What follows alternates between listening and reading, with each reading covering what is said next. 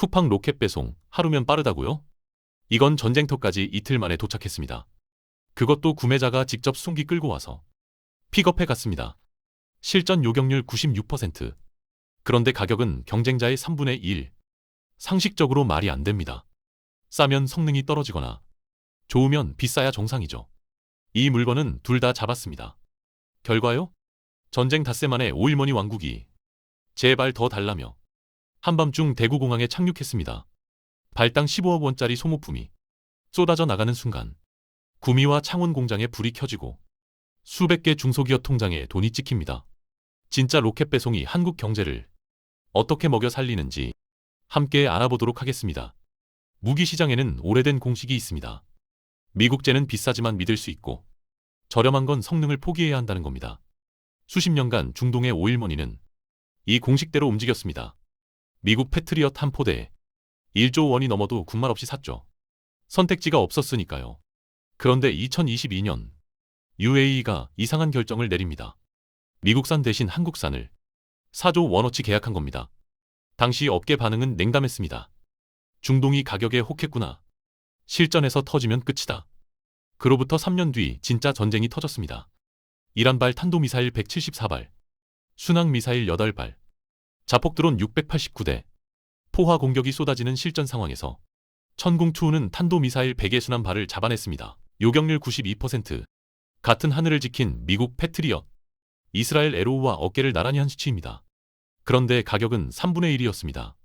공식이 깨지는 순간 시장의 판도가 바뀝니다.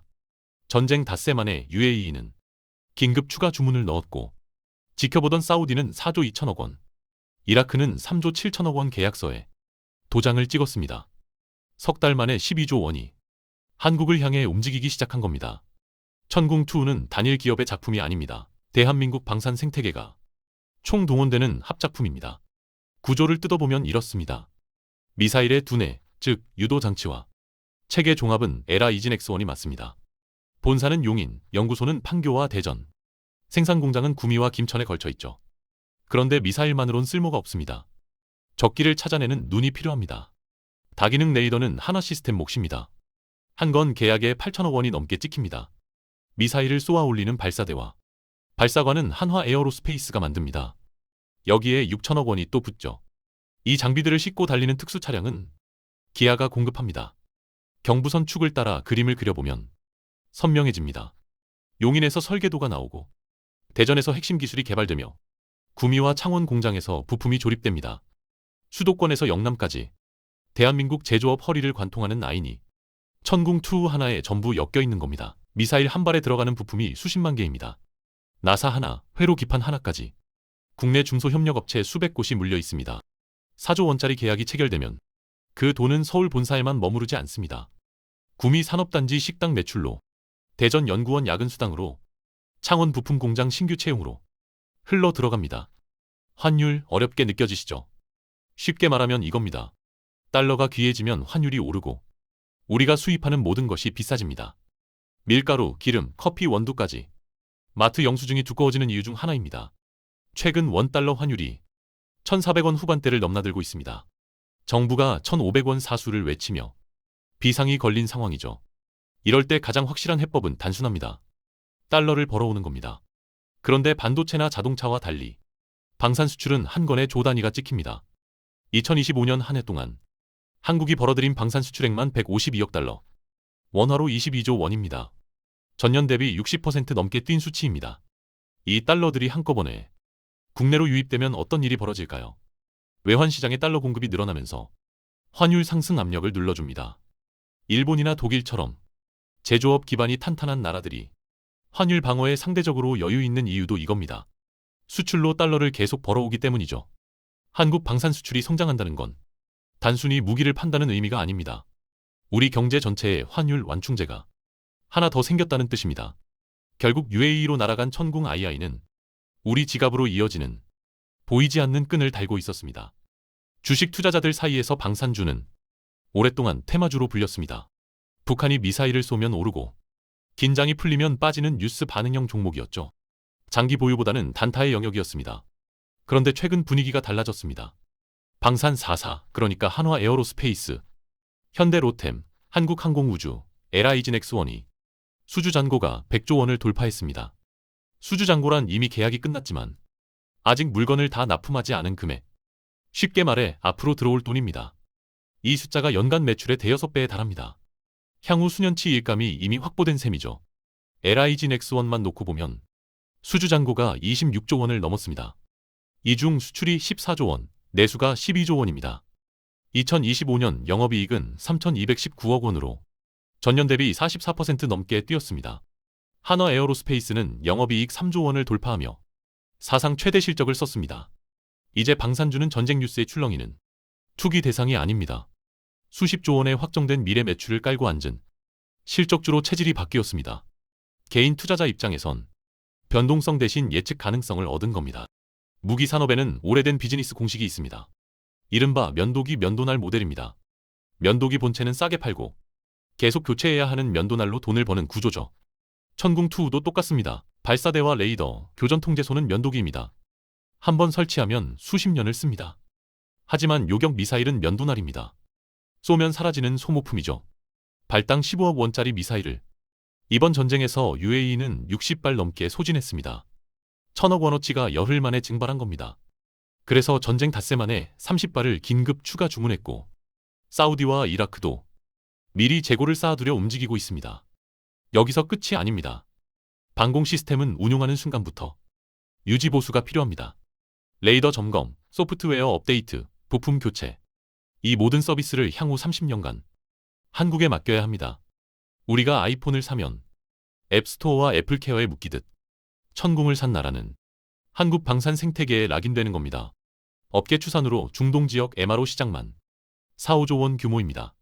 단발성 무기 판매가 아닙니다. 30년짜리 구독 경제가 열린 셈입니다. 무기 시장도 결국 장사입니다. 물건이 좋아야 하고 가격이 맞아야 하며 약속한 날짜에 도착해야 합니다. 그런데 지금 세계 1등 미국과 전통 강자 유럽은 이 세 가지 중 두 개가 삐걱거리고 있습니다. 미국은 물건은 좋은데 기술을 안 줍니다. 우리 무기 살 거면 그냥 완제품으로 사. 만드는 법은 알려줄 수 없어. 이런 식이죠. 유럽은요? 기술 이전을 해주는데 납기가 느립니다. 주문하면 몇 년을 기다려야 물건이 옵니다. 러시아가 옆에서 위협하는데 5년 뒤에 전차가 온다? 답답해서 미치는 거죠. 한국은 이 틈을 파고들었습니다. 천궁2는 패트리엇의 3분의 1 가격입니다. 전차나 자주포도 미국, 유럽보다 30에서 50% 쌉니다. 납기는 빠릅니다. 삼성이 반도체 찍어내듯 현대가 자동차 뽑아내듯 그 생산 노하우가 방산 공장에도 붙어 있으니까요. 거기에 같이 만들자, 기술도 알려줄게. 공장도 내 나라에 지어줄게까지 얹었습니다. 결과요? 유럽 NATO 국가들이 사간 무기 중 미국 다음 2위가 한국입니다. 이스라엘, 프랑스, 독일을 제쳤습니다. 솔직히 말하면 지금 K방산은 육상 무기에 편중되어 있습니다. 전차, 자주포, 다연장 로켓, 땅 위에서 굴러가는 것들은 잘 팔리는데 하늘과 바다는 아직 약합니다. KF-21 전투기는 개발은 끝났지만 대형 수출 계약은 아직이고 잠수함 수주전에서는 독일에 밀렸습니다. 정부도 이 한계를 압니다. 그래서 최근 굵직한 변화들이 터져나오고 있습니다. 가장 큰 건 핵 추진 잠수함입니다. 한미 정상회담에서 미국이 핵연료 공급을 승인했습니다. 선체는 한국이 만들고 연료는 미국이 넣는 방식입니다. 성사되면 아시아에서 몇 안 되는 핵잠 보유국이 됩니다. 기술 투자도 바뀌고 있습니다.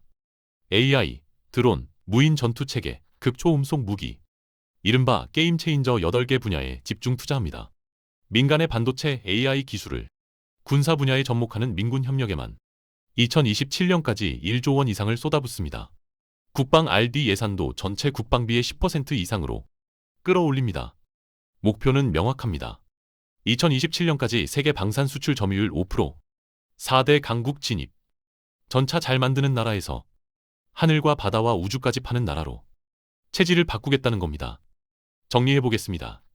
한밤중 대구공항에 내려앉은 UAE 수송기는 단순한 군사 뉴스가 아니었습니다. 그건 수조 원짜리 현금이 한국 경제의 혈관으로 흘러들어오는 순간이었습니다. 구미 공장의 야근 수당으로, 대전 연구원의 성과급으로, 창원 부품업체의 신규 채용으로 퍼져나가는 돈의 흐름이었습니다. 우리는 선택해서 방산 강국이 된 게 아닙니다. 휴전선 너머의 위협 때문에 어쩔 수 없이 무기를 만들어야 했고 그 절박함이 기술이 됐고 그 기술이 이제 세계 시장에서 돈이 되고 있습니다. 북한과 대치하며 갈고 닦은 생존 기술이 70년이 지나 우리 지갑을 채워주는 수출 효자 상품이 된 겁니다. 역사의 아이러니입니다. 물론 과제는 남아 있습니다. 전차와 미사일만으로는 4강에 못 갑니다. 전투기와 잠수함, AI와 무인 체계까지 뚫어야 진짜 강국입니다. 지금의 호황이 일시적 특수로 끝날지 구조적 성장으로 이어질지는 앞으로 5년이 결정합니다. 여러분의 포트폴리오에 방산주가 있든 없든 이제 K방산은 반도체, 자동차와 함께 대한민국 경제를 떠받치는 세 번째 기둥이 되어가고 있습니다. 이 흐름 어떻게 보고 계신가요? 복잡한 세상을 쉽게 읽어드리는 나우브리핑이었습니다. 오늘 영상이 유익하고 재밌으셨다면 구독과 좋아요 부탁드립니다. 다음 영상에서 뵙겠습니다.